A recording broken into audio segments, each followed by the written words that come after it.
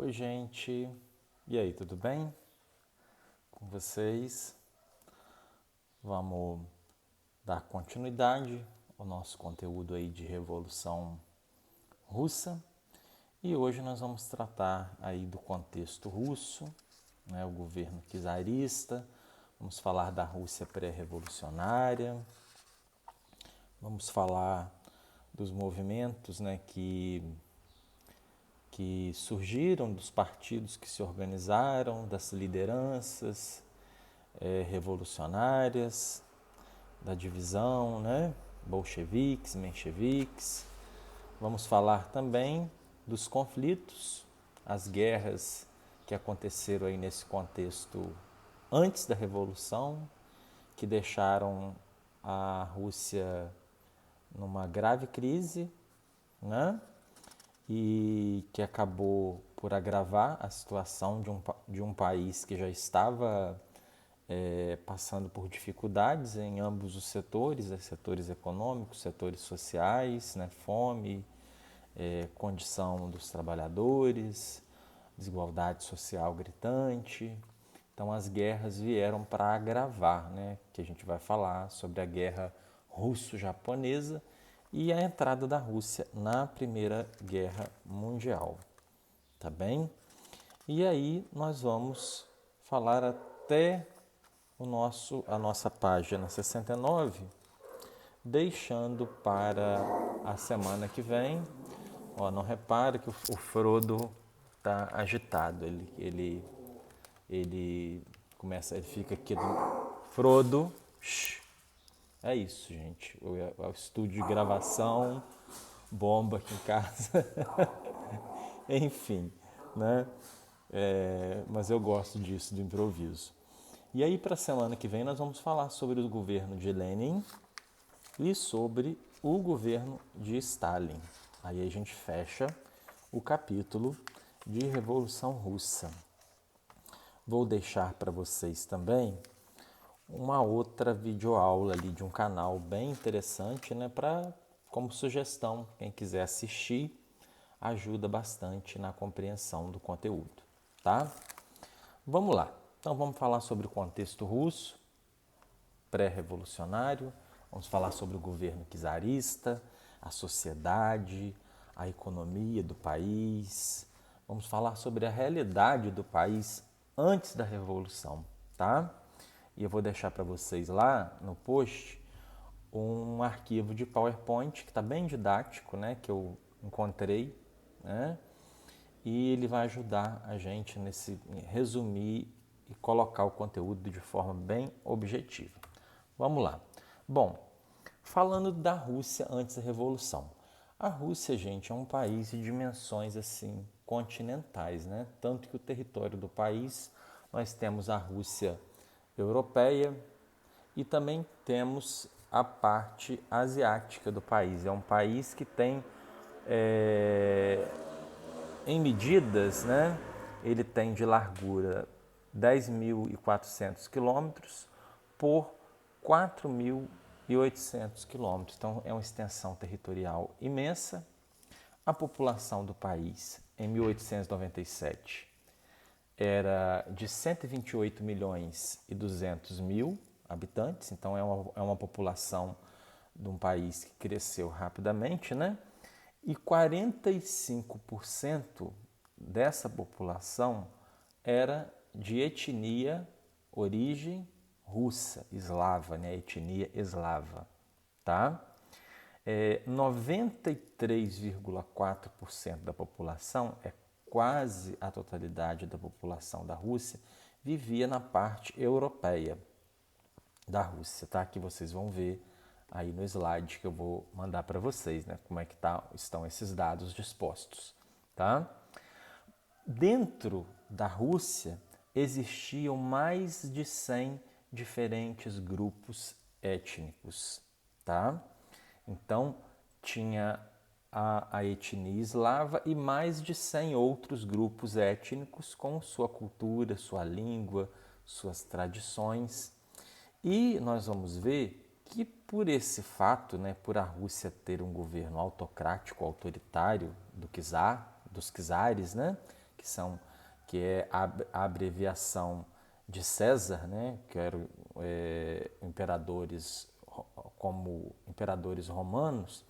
Por esse motivo, por essa crueldade, por a Rússia abrigar tantos povos de outras etnias e não dar liberdade a esses povos de ser quem eles são, de exercer a sua cultura, de falar sua língua, de praticar suas religiões, a Rússia foi apelidada até de prisão dos povos por conta dessa condição demográfica, né, dessa realidade demográfica do país. Né? E falando da sociedade, né, da Rússia czarista. Então, nós temos a sociedade lá dividida, bem hierarquizada, né, onde nós temos uma nobreza, a nobreza czarista, né, os nobres, né, duques, as pessoas que tinham títulos de nobre, no alto da pirâmide social. Logo abaixo nós temos a Igreja Ortodoxa, que justificava, né, o poder do imperador, do czar, que era a autoridade máxima, que tinha um poder absoluto, né? E logo abaixo nós tínhamos o exército, que era o braço forte, que mantinha a autoridade, né, que reprimia toda e qualquer manifestação contrária ao poder do czar. Depois, abaixo do exército, nós temos a aristocracia rural, que eram os proprietários de terra.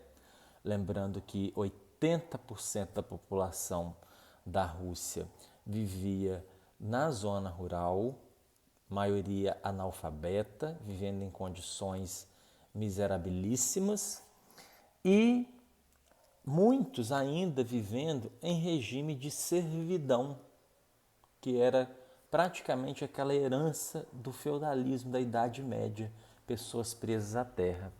E abaixo, né, sustentando toda essa sociedade, nós temos quem? Os camponeses, os trabalhadores do campo, né, e os operários da tímida industrialização, porque a Rússia foi um dos últimos países a se industrializar na Europa. E essa industrialização ela vai ser custeada pelo investimento de capitais externos, principalmente capitais franceses, né? Dinheiro francês que foi injetado lá na França. Né? Então, nós temos lá, politicamente falando, um regime autocrático de governo, centralizado na figura do czar e sustentado principalmente pela nobreza rural. Então, assim, a gente tem que entender que lá na Rússia ainda vigorava aquela teoria do direito divino dos reis de governar, onde a Igreja Ortodoxa dizia para a população que o povo tinha que obedecer às ordens, né, às vontades, o desejo e os mandos e desmandos do czar. Porque ao obedecer o czar, as pessoas estariam desobedecendo o próprio Deus. Né? Então, era um entendimento de que aquele poder era justificado por uma força sobrenatural, no caso, Deus. Né? Hoje a gente sabe que o poder vem do povo, né? Quem coloca o governante lá no cargo é o povo. Né? Então, hoje a gente tem essa compreensão. Tá? Então, a igreja, mais a aristocracia rural, trabalhava no sentido, juntamente com o exército, né, de justificar esse poder do czar. E abaixo nós temos também a burguesia, como a gente vai ter aqui nesse organograma, aqui na página 63, como funciona essa sociedade, né, e essa autocracia. A autocracia é um tipo de governo autoritário, onde nós temos o autogoverno e nós temos uma justificativa ideológica, religiosa, no caso, para dizer que é tudo certo, obedecer e que tem que aceitar e pronto, acabou. Bom, a sociedade, como eu falei, era agrícola, dependia da agricultura, 80% de camponeses. A produção de alimentos era insuficiente para atender a demanda da população, o que gerava fome, miséria, analfabetismo generalizado, tá? E os czares, né, voltando a falar, eles governavam com o apoio da nobreza rural, proprietária de terras, e de lá dessa nobreza vinham os oficiais do exército e os principais dirigentes da Igreja Ortodoxa. Então as classes dirigentes, as elites, né, elas interagiam no sentido de não haver mobilidade social, possibilidade de uma pessoa de uma camada mais baixa ascender socialmente. Tá bem? Seguindo, dos governantes desse contexto antes da Revolução da Rússia, nós temos primeiramente o czar Alexandre II. O que esse czar fez, como nós vamos poder acompanhar aí? Ele implementou importantes reformas na Rússia, com destaque para a abolição da escravidão, tá? Mas a servidão continuava, né? E escravidão e servidão é diferente. Em 1867, esse czar Alexandre II vendeu o Alasca e as Ilhas Aleutas para os Estados Unidos, o que deu uma folga de caixa, né, para o país, né? Isso ele ficou marcado na história por conta disso, e foi assassinado por um grupo revolucionário, Vontade do Povo, tá? Esse czar aí, Alexandre II. O nosso material vai trazer apenas o último czar, que é o czar Nicolau II, mas vamos falar dos que antecederam ele, tá? Depois, nós temos o czar Alexandre III, que vai governar a Rússia de 1881 a 1894. Ele reinou na Rússia durante a Revolução Industrial no país, quando a Rússia começou a se industrializar e surge aí uma burguesia industrial e a classe proletária, né? Os operários das fábricas. Ele combateu duramente, né, com o autoritarismo, perseguiu todos os revolucionários e todos os outros movimentos liberais. Gente, o Frodo hoje ele acordou estressado, né? Muito mal-humorado, né? Quando ficar mais velho, não sei nem o que vai acontecer. Não vou dar nem conta. Enfim, segue o fluxo. Vamos lá. Então ele sufocou todos os movimentos revolucionários e os movimentos liberais, tá? Por mais liberdade em todos os sentidos, tá bem? Morreu de morte natural em novembro de 1894. Aí, na virada do século XIX para o século XX, assume Nicolau II, o último czar da Rússia, que vai governar de 94 a 1917, ano da Revolução. Tá bem? Investiu na indústria e na modernização das cidades, né? O que aconteceu que isso fez com que os centros urbanos da Rússia crescessem e ficassem muito populosos, né? Aumentando a classe proletária, a classe dos operários das fábricas, e a condição desses operários era péssima, né? Como nós falamos na aula anterior, a Revolução Industrial ela deixou um aumento expressivo da desigualdade social e a miserabilidade dessa classe trabalhadora, e os salários eram péssimos, jornadas de trabalho de 12 horas, mulheres e crianças trabalhando com preço, com salários menores, famílias inteiras trabalhando para sustentar muito mal, né? a manter o sustento de toda a família e todo aquele contexto caótico que a gente falou na aula passada do mundo pós-revolução industrial. Durante o governo dele foi criado o Partido Operário Social Democrata, inspirado no marxismo, né, que foi a base ideológica que nós falamos na semana passada, tá? E a economia da Rússia, no governo dele, do Nicolau II, entrou em crise devido à ocorrência e à participação da Rússia em duas guerras. Primeira, a Guerra Russo-Japonesa, e segundo, a entrada da Rússia na Primeira Guerra Mundial, tá? Que ele colocou a Rússia na guerra, mas ele, quando a Rússia saiu da guerra, ele já não estava mais no poder. Ele estava morto, né? Morto não nesse sentido, porque ele foi fuzilado com toda a família dele, né? Foram exterminados.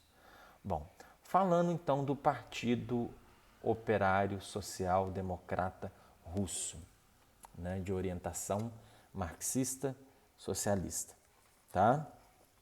Ele foi fundado em 1898, tá? Ele é orientado pelo programa marxista, né? Seguindo todo aquele fluxo revolucionário, né? Eles acreditavam naquilo ali, na profecia, né? Que a gente pode dizer que Marx disse, né? Que um dia o operário ia se unir, ia ter que acontecer aquilo tudo, o socialismo e depois o comunismo, como a gente explicou na semana passada, né? Foi um partido violentamente perseguido pela polícia do czar, que nós vamos ver, né, que são os centúrias negras, né, e os cossacos, né, que são a polícia do czar, né. Os membros mais conhecidos que nós temos aí nesse momento aí, antes da Revolução, que foram perseguidos e tiveram que fugir do país para não morrer, são Lenin e Trotsky, tá? Que vão fugir, né, do país. Stalin só vai se destacar depois, mas nesse contexto pré-revolucionário, só Lenin e Trotsky, tá? Que fogem da perseguição. Por divergência de ações, esse partido ele vai se dividir em dois, como está aí na página 65, os bolcheviques e os mencheviques, tá?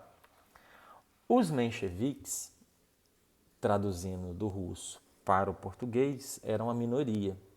Eles queriam que a revolução acontecesse por meio de um acordo entre os donos das fábricas e os operários. Que a revolução acontecesse na paz e amor, né? Só que, infelizmente, isso é um sonho, né? Uma balela. Segundo a teoria de Marx, né, a revolução ela só aconteceria por meio de uma tomada do poder pelos operários. Os bolcheviques eram a maioria, defendiam a revolução imediata e a tomada do poder pelos operários. Tá bem? Principal líder dos bolcheviques, Lenin. Tá joia, pessoal? Vamos lá. Bom,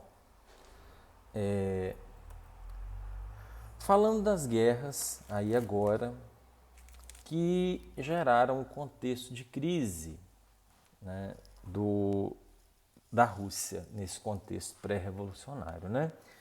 Bom, a guerra dos russos contra os japoneses, ela aconteceu por conta da disputa de um território da Coreia e da Manchúria. Então eles entraram em guerra contra o Japão pela disputa desse território. Aí o que vai acontecer? A Rússia vai sair derrotada dessa guerra e a gente sabe que o gasto com uma guerra não é um gasto que tem retorno financeiro para o país, é um dinheiro que vai e não volta.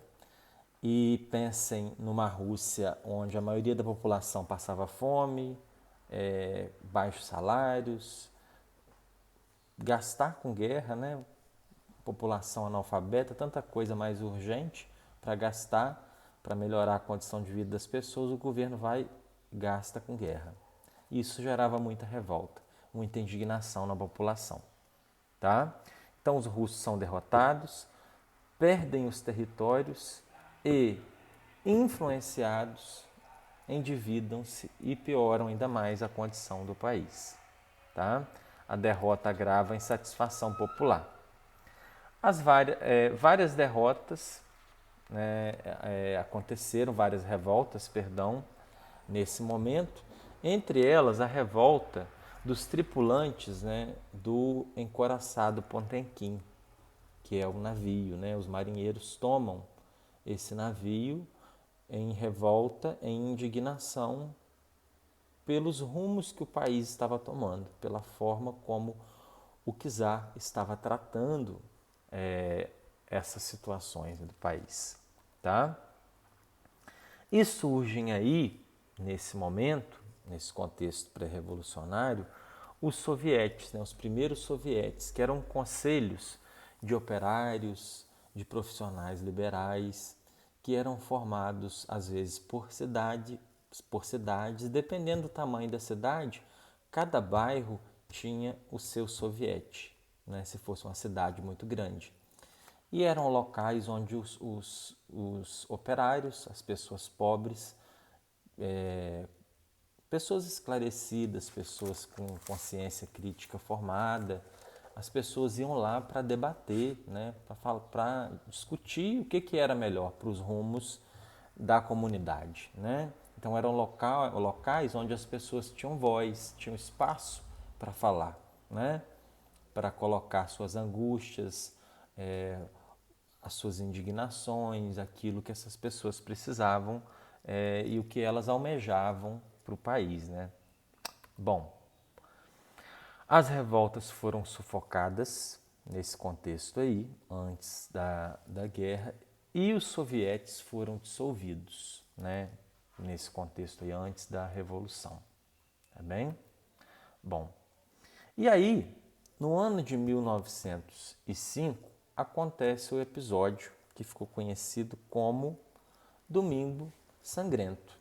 Como vai falar aqui na nossa página 67, o que o povo queria? Né? O povo foi para a porta do Palácio de Inverno reivindicar, né? Pedir reforma agrária, porque grande parte da população estava sem terra, não tinha onde morar, trabalhava em regime de servidão, passava fome, pedia um fim da censura, tolerância religiosa, né? E também representantes do povo no governo. Então, o povo foi para frente do Palácio de Inverno protestar, que é onde era a sede do governo, e o que acontece? Um massacre dos manifestantes, né? Pacíficos que estavam lá sem armas, que marchavam para entregar a petição a Nicolau II, né? Hoje a gente manda petição, abaixo-assinado pela internet, mas naquela época era tudo escrito, né? Todo mundo ia lá, assinava, então eles foram lá levar, né? Conversar com o imperador. E nisso o imperador recebe esses manifestantes, né? A bala, né? Ele dá ordem para que a sua guarda, né? Atire, dispare contra a multidão. Então, nesse momento, houve uma perda total da credibilidade, né, do czar Nicolau II. Ele agiu de forma muito má e ele ficou mais cagado que pau de galinheiro. Né? Então, o povo perdeu completamente a fé em seu governante. Né?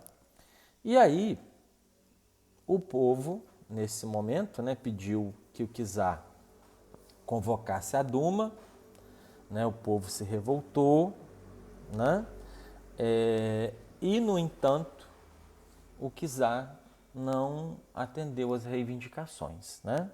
Agora, falando sobre a participação da Rússia na Primeira Guerra Mundial. Gente, errar é humano, né? Mas persistir no erro é burrice.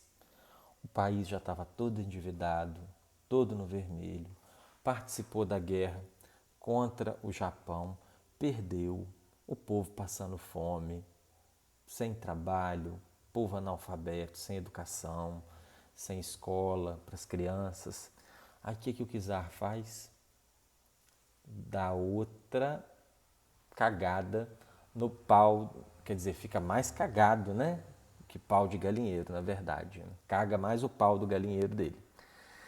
E o czar vai e enfia a Rússia na Primeira Guerra Mundial.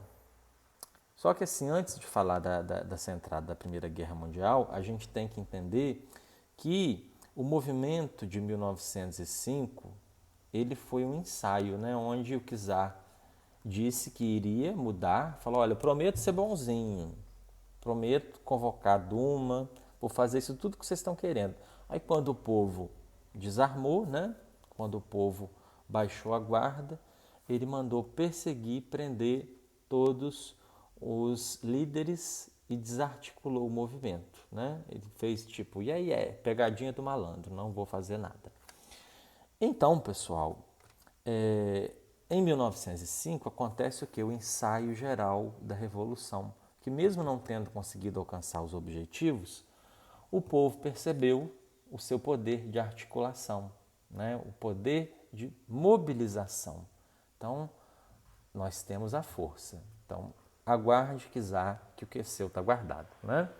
Então, ele vai e enfia a Rússia na Primeira Guerra Mundial. A Rússia não estava preparada para a guerra.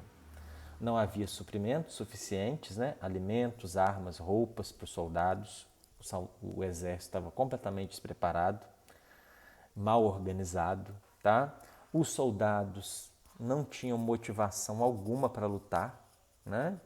Por aquele país que tratava o seu povo daquela forma, né? Então, eles não tinham razão de estar lutando, não sabiam.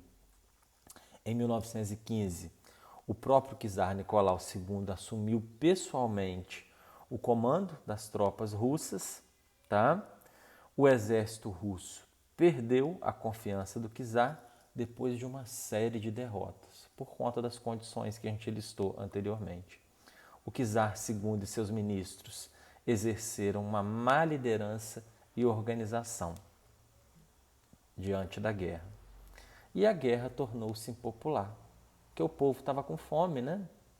E aí o povo começou a exigir o quê? Que virou o lema da Revolução: paz, pão e terra, né? Paz, a retirada da Rússia do fim da guerra, pão, alimento e terra, reforma agrária. Tá bem?